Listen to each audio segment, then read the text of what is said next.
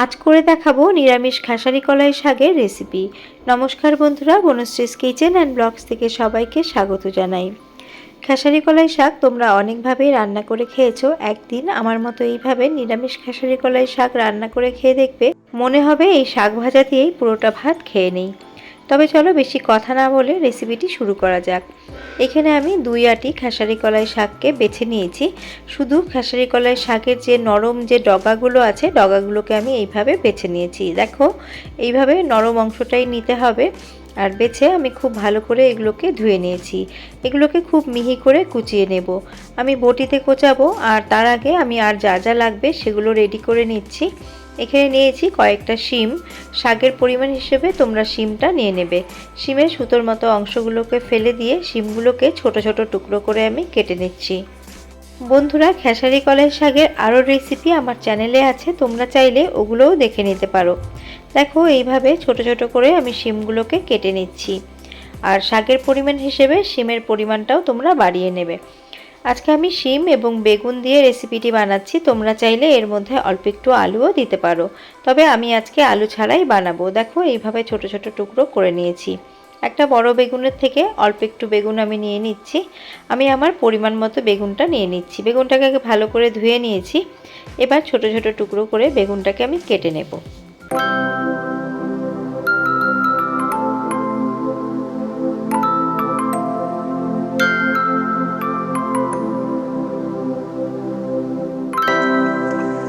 শিম এবং বেগুন কাটার আগেই ভালো করে ধুয়ে নিয়েছিলাম। অপরদিকে আমি বটিতে একদম মিহি করে দেখো কুচিয়ে নিয়েছি।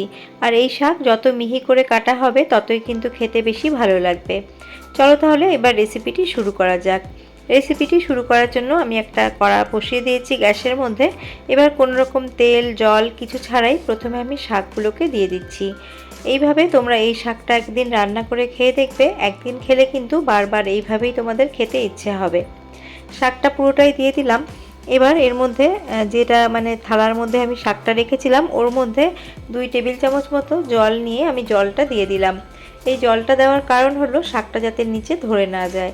এবার খুব সামান্য পরিমাণ নুন দিয়ে দিলাম, যাতে শাকটা খুব তাড়াতাড়ি মজে আসে। সমস্তটা ভালো করে মিশিয়ে দিচ্ছি। শাক থেকে তো জল বেরোবেই, তবে শাকটা ঢেকে রান্না করলে অনেক সময় নিচে ধরে যায়। সেটা যাতে না ধরে তার জন্য কিন্তু জলটা দিয়েছি। আর জলের পরিমাণ কিন্তু এই রকম খুব অল্পই দিতে হবে। এবার ঢাকা চাপা দিয়ে 5 থেকে 6 মিনিটের জন্য আমি রান্না হতে রাখলাম। শাক সেদ্ধ হতে হতে অপরদিকে আমি আরেকটা কড়া বসিয়ে দিয়েছি গ্যাসের মধ্যে। তার মধ্যে পরিমাণ মতো সর্ষের তেল গরম করে নিয়েছি। এর মধ্যে 15-20টা মটর ডালের বড়ি আমি ভেজে নিচ্ছি। আমি মটর ডালের বড়ি দিয়ে করছি, তোমরা চাইলে বিউলির ডালের বড়ি বা যে কোনো মাসকলাই ডালের বড়ি দিয়েও কিন্তু রান্নাটা করতে পারো। উল্টে পাল্টে বড়িগুলোকে একটু লাল লাল করে ভেজে নিয়েছি।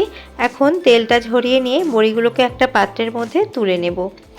এই তেলের মধ্যে বাকি রান্নাটা আমি করে নেব। ফোড়ন হিসেবে 2টো শুকনো লঙ্কাকে ফাটিয়ে দিলাম।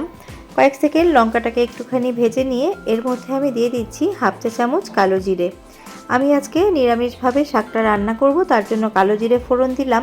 তোমরা যদি এটাকে আমিষভাবে খেতে চাও তাহলে তোমরা এর মধ্যে রসুন ফোড়ন বা পেঁয়াজ ফোড়নও দিতে পারো তার সাথে। এবার আমি কেটে ধুয়ে রাখা বেগুনগুলোকে দিয়ে দিচ্ছি।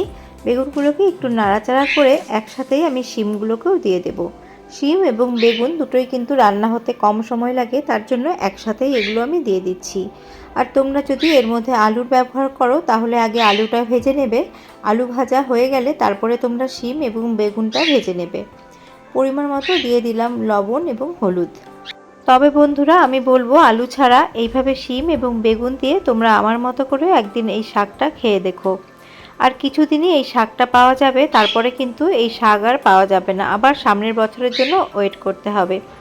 সমস্তটা 2-3 মিনিট মতো আমি নাড়াচাড়া করে একটু ভাজা ভাজা করে নিয়েছি। এবার যাতে একটু সেদ্ধ হয় তার জন্য 2 থেকে 3 মিনিটের জন্য লো ফ্লেমে ঢাকা চাপা দিয়ে রান্না হতে রাখলাম। শিম এবং বেগুন সেদ্ধ হতে হতে এদিকে শাকটাকে আমি একটুখানি চেক করে নিচ্ছি। আর দেখো, শাকও কিন্তু সেদ্ধ হয়ে এসেছে। শাকের মধ্যে যে জল বেরিয়েছিল জলটা অনেকটা শুকিয়ে এসেছে। আবারও 2 মিনিটের জন্য ঢাকা চাপা দিয়ে রান্না হতে রাখলাম। মিনিট 2 পর ফিরে এলাম, আর ঢাকা খুলে দেখছি শাক কিন্তু ভালো করে সেদ্ধ হয়ে গেছে। আর শাক সেদ্ধ হলে খুব সুন্দর একটা ফ্লেভার বের হয়। তোমরা শাকের গন্ধ শুকেই বুঝতে পারবে যে শাকটা ভালো করে সেদ্ধ হয়ে গেছে। এবার আমি গ্যাসের ফ্লেমটাকে অফ করে এটাকে ঢেকে রেখে দিচ্ছি। আর অপর দিকে আমি যে শিম এবং বেগুনটা সেদ্ধ হতে দিয়েছিলাম সেটাও দেখো মজে এসেছে। নাড়াচাড়া করে আমি একটুখানি ভেজে নিচ্ছি আর চেক করে নিচ্ছি শিমটা কতটা সেদ্ধ হয়েছে।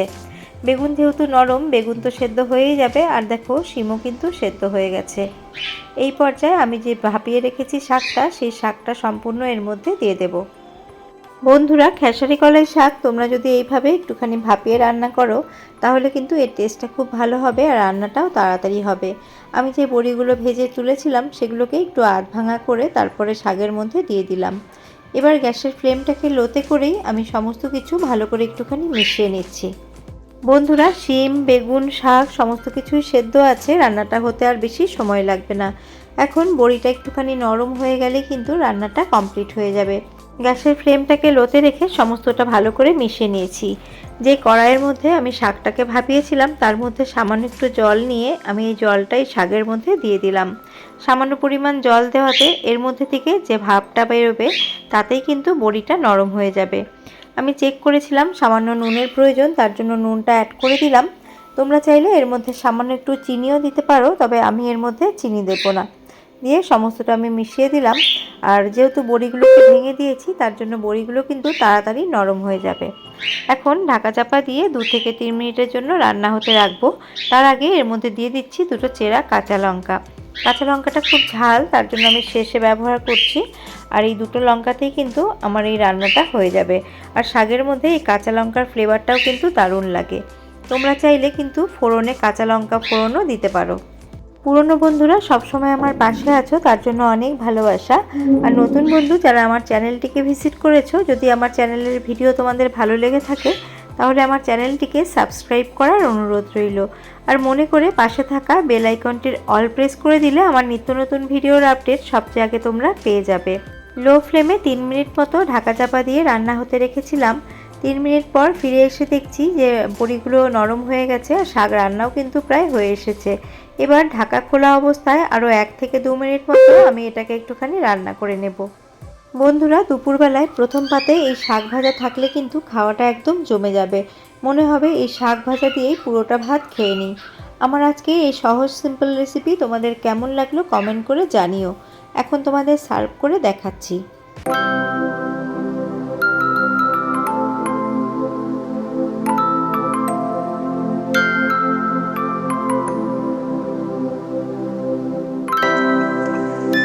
রেসিপিটি যদি তোমাদের ভালো লেগে থাকে তাহলে একটি লাইক করো। আর এই শাক থাকতে থাকতে তোমরা একদিন এইভাবে বানিয়ে খেও।